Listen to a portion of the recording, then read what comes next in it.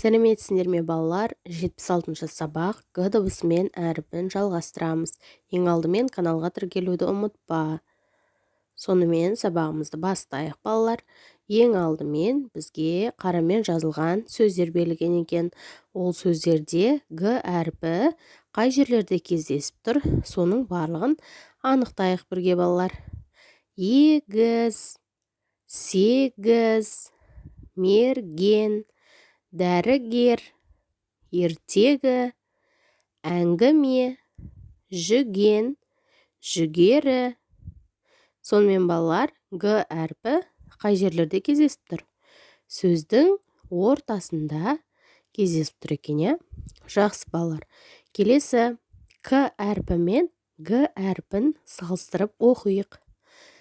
Сонымен бастайық балалар.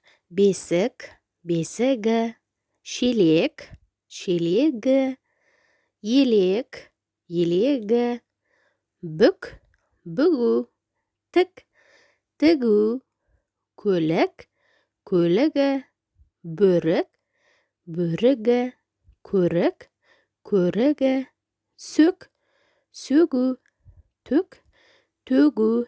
Балалар, К әріпін айтқан кезде және Г әріпін айтқан кезде сөз өзгеріп айтылып тұр. Біреуі жуан сөзге, біреуі жіңішке естіліп тұр балалар. Сонымен сұрақтардың жауабын анықтамалық кітаптан ізде дейді. Неге? Маса неге шағады? Жұлдыз неге ағады? Бұлт неге ауады? Жаңбыр неге жауады? Авторы Қадыр Мырза Әли. Балалар, сонымен маса неге шағады деген қысқаша түсіндіріп кетейін. Масалар адам қанын жақсы көреді. Өйткені оның құрамында жұмыртқаны өсіруге қажетті ақуыздар бар. Және жұлдыз неге ағады деген сұраққа, жұлдыз жерге құлаған денелері жер атмосферасында жанған сәті бізге аққандай болып көрінеді балалар. Ал бұлт неге ауады? Бұлт ауа массасының ағыны әсерінен қозғалады, яғни ауады. Жаңбыр неге жауады? Жаңбыр балалар, бұл судың физикалық құбылысы. Жер бетіндегі сулар, мұхит, теңіз, өзендерден күннің ысуымен су буға айналады. Сосын атмосферада салқындап, суға айналып, жаңбыр болып жауады.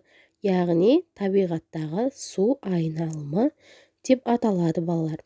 Сендер бұнымен жоғарғы сыныпқа барғанда міндетті түрде жақсылап танысатын боласыңдар. Ары қарай балалар, суретке назар аударайық. Бұл жерде раушан, қызғалдақ, бәйшешек және нелер берілген? Бұлар нелер балалар? Бұлар гүлдер. Онда сызба нұсқаға сай келетін сөз гүлдер екен балалар. Гүлдер сөзін буынға бөлейікші.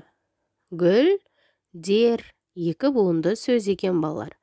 Жақсы, соңғы сөйлемді жазып аламыз. Айгүл ертегі айтты. Бұл жерде Г әріпі кездесіп тұрған сөздер айгүл және ертегі екен балалар. Сау болыңдар балалар, каналға тіркелуді ұмытпаңдар.